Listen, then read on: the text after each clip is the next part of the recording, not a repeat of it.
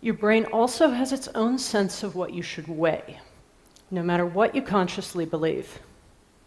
This is called your set point, but that's a misleading term because it's actually a range of about 10 or 15 pounds. You can use lifestyle choices to move your weight up and down within that range, but it's much, much harder to stay outside of it.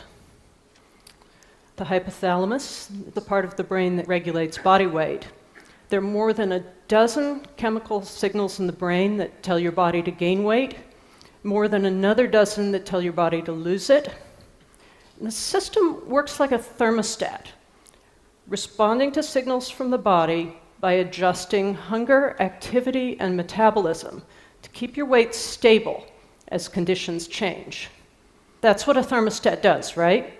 It keeps the temperature in your house the same as the weather changes outside.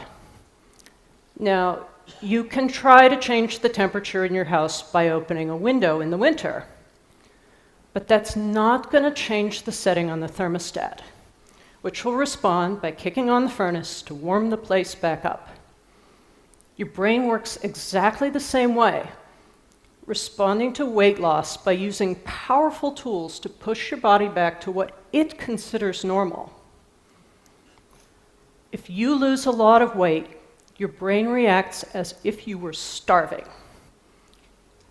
And whether you started out fat or thin, your brain's response is exactly the same.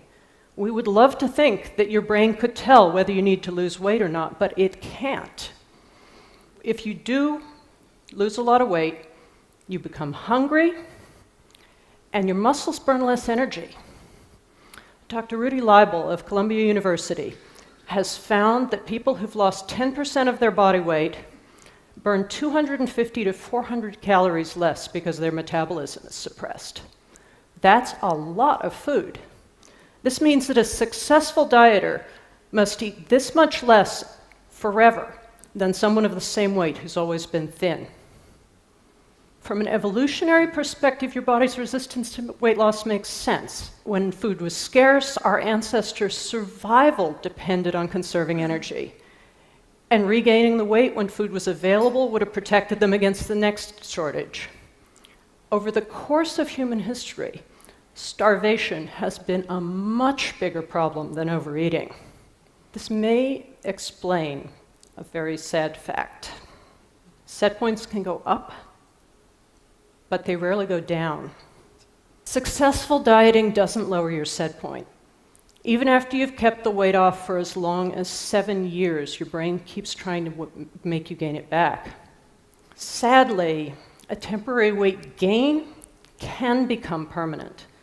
If you stay at a high weight for too long, probably a matter of years for most of us, your brain may decide that that's the new normal.